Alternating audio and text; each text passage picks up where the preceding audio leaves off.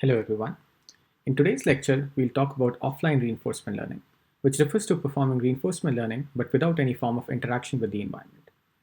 Instead, this convention matches supervised learning more closely, where we are provided with a data set of experience beforehand, and the algorithm or the reinforcement learning algorithm is supposed to learn complex behaviors by just using this static data set.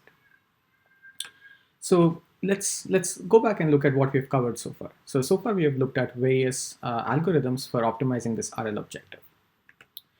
Then we have also looked at how exploration plays a key role in the ability of the underlying method to be able to optimize such objectives. And by exploration, I broadly mean strategies to be able to discover high rewarding states, diverse skills, etc. Now, we must ask ourselves this question of how hard is it to explore the environment? So it turns out that a lot of theoretical analysis in RL, which is focused on exploration, has shown that it can be extremely hard to explore the environment. Even in a best case scenario, the number of transition samples you need to collect to be able to get a good policy is usually sort of dependent on the size of the state space or it's dependent on polynomial powers of the horizon length, which can both be extremely large in practical deep RL scenarios. So another issue here is even if we are allowed, or even if we are, let's say, even if we are ready to collect so many samples, exploration can be a huge practical challenge because you cannot really run a random policy that is given to you by an RL method on an autonomous car or a robot, because if it crashes, then that's a bad thing. That's extremely dangerous. So what I would argue next is because of these limitations, reinforcement learning methods in the way that we studied so far may not be applicable to real world problems. So the active learning nature of RL, where you need to collect your own data set to be able to extract meaningful policies out of them, makes it extremely hard or unsafe or even expensive to be able to apply RL to real world problems. For instance, if you want to decide what should be a treatment course for the patient or how you should cook a particular meal, both of these things, if they are to be done by autonomous agents, they cannot really run random policies here. Besides the safety and the cost issues of running RL from scratch in the real world, there's another issue that sort of plagues RL to some extent. So a lot of the success in deep learning has happened due to the fact that AlexNet could get could get a lot of success on the ImageNet dataset. And what we really have known from since then is that you can take a deep network, a very large deep network, but if you can train it on a very good, a very diverse data set, that can give rise to highly generalizing solutions to the particular problem. And now we can ask ourselves the question if such generalization is present in RL methods that train from scratch. A lot of prior work has shown that iterated data collection can cause poor generalization in the learned policy. So if you are to collect your own data and train using that, that can lead to some bad generalization effects, and that's probably kind of limiting us from using the real capability of these large expressive deep networks towards solving decision making problems. So what's an alternative? So an alternative that we discussed today is this paradigm of offline or batch reinforcement learning, where instead of interacting with the environment, an agent is provided a big data set from past interaction, and it's supposed to learn a good policy by solely using this data set and no further environment interaction. So as you can see in the diagram on the slide, you are not allowed to interact with the environment anymore. And why is offline RL promising? So we may have this question that, in a sense, we are still interacting with the environment. It may not be during the process of learning, but it could be due to it. It has to be with some other policy because we still need to have a data set of experience from it. But turns out that a large static data sets of meaningful behavior already exist for a lot of practical problems. For example, for robotics, we have these big robot interaction data sets, which are sort of general purpose, and they consist of behaviors not aimed towards optimizing a particular reward function, but sort of general purpose interaction with objects in front of the robot. For driving, we have a lot of human driving data.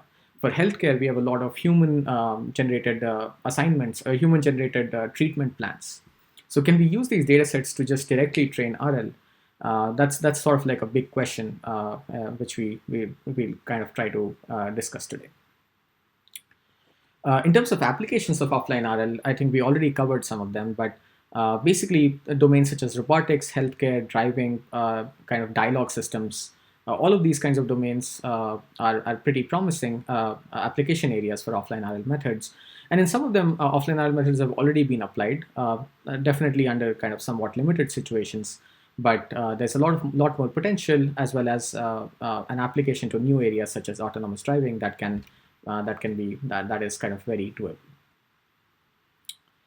Okay, so before going down into what are the challenges with offline RL methods, what kind of problems do we need to address there, let's take a step back and let's ask ourselves this question as to why offline RL is useful. And to some extent, this question boils down to answering the second question, which is there on the slide, which is how good can offline RL methods perform? Now, let me give you some intuition for why this question is relevant. So imagine if you were only able to recover the best behavior you have seen in a prior static data set using an offline RL method. I would argue that offline RL methods would then not be that useful, because if what I'm getting is really the best thing I've seen so far, I might as well just run the policy that generated that prior behavior during test time. So what I really want here is the ability to be able to do better than the data set. And that's what I want to kind of give you some intuition for as to why offline RL methods can recover performance which is better than what you have seen in the experience so far. So before directly jumping to offline RL, let's ask ourselves very quickly about what supervised learning does here. So imagine you are given a data set which consists of labeling animal pictures. And for all the images of cats, the dataset is mislabeled and it labels images of cats as a dog.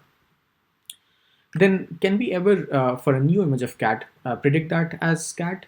The answer is probably no, because if what I've seen during supervised learning tells me that this tells me that images of cats correspond to the dog label, my supervised learning model will not predict anything different for a test image. So what this tells us is that if I have any inaccuracies in the data set, I can only kind of try to match it, or I can only hope to match it with supervised learning. However, with offline RL methods, we can do better. And to understand why we can do better, let's look at this example, which is a navigation example. And there are 3 locations, A, B, and C, marked here. And you need to navigate from one location to the other. And the reward that you see is the negative distance. Meaning that the higher the distance you travel, the more cost or the less reward you get. Now let's say that the data set consists of the figure on the left, where you have seen a path from A to B and a path from B to C. Now it turns out that offline RL methods can in principle figure out and in principle learn to stitch the sub trajectories, the horizontal parts of the segments, to be able to obtain a path that takes you directly from A to C, rather than going first from A to B and then B to C. So this stitching property of RL methods allows us to do better than a dataset, because the best thing you can do based on the dataset would have a higher distance than the best thing you can get via an offline RL method. From a more technical point of view, you can also show that Q-learning recovers the optimal policy even if you have random data, provided some other conditions that are met, implying that you can do better than sort of the demonstrator than sort of the data that you have seen. So what kind of formalism we'll use today? Let's kind of define that so that we can use it for the rest of the lecture. So we still want to maximize the RL objective, and we assume that it's the standard objective we have looked at for the past part of the course. The new thing here is a dataset D, which consists of n trajectories, tau 1 to tau n, and each trajectory is structured as a sequence of transitions of this current state, the current action, the reward when you take an action A at the state S, and the next state that you would get as a result of taking action A at state S. Now note that this is somewhat different from the imitation learning setting that you have seen so far, where you had data from an expert, but there was no reward annotation on the data. The difference here is that the data set here may not be from an expert. It could be from like a very random policy, something that achieves really low performance, but the reward annotations are known to you. So the reward values are given.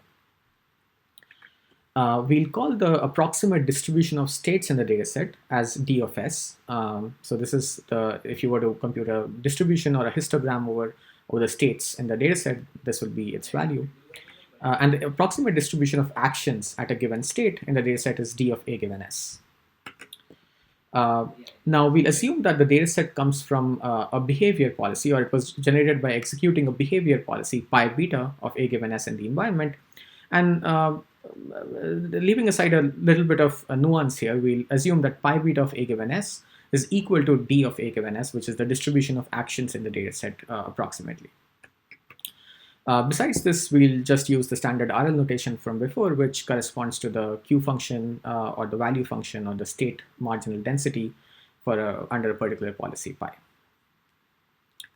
Okay, so the structure of this of the technical content in this lecture is divided into three parts. We'll first review some classical offline RL methods and discuss what are the challenges associated with offline RL in the modern deep RL context. We'll then discuss what kind of deep RL methods have been developed to address these offline RL challenges. And finally, we'll discuss some related problems that are not exactly offline RL but quite related, some evaluation protocols for offline RL methods, as well as see how these methods have been applied in certain scenarios.